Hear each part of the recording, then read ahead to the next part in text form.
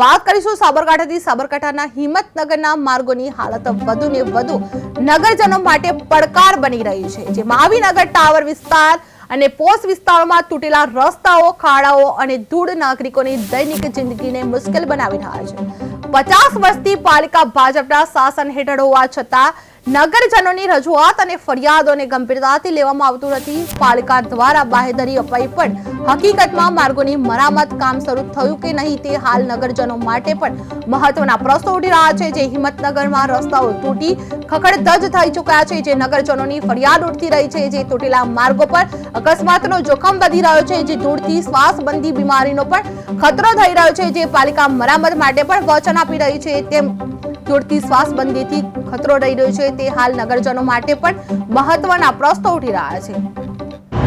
હિંમતનગર નગરપાલિકામાં છેલ્લા 50 વર્ષોથી ભારતીય જનતા પાર્ટીનું એકધારું શાસન ચાલી રહ્યું છે।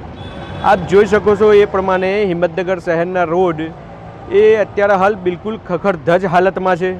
દર વર્ષે લાખો અને કરોડો રૂપિયાની ગ્રાન્ટ સરકારશ્રીમાંથી રોડ રીસર્ફેસિંગ માટે આવે છે। અત્યારે હાલ પણ આપ જોઈ શકો છો કે કલેક્ટર કચેરી હોય, પાંચબટ્ટી હોય કે મહાવીનગરના રોડ હોય કે હિંમતનગરના શહેરના વિવિધ વિસ્તારના રોડ રસ્તા એ બિલકુલ ખખડધજ હાલતમાં છે। લોકોને કમરનો દુખાવો ફ્રીમાં મળી રહ્યો છે।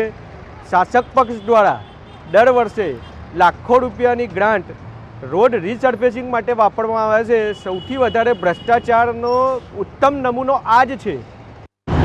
હિંમતનગર નગરપાલિકામાં છેલ્લા 50 વર્ષોથી ભારતીય જનતા પાર્ટીનું એકધારું શાસન ચાલી રહ્યું છે।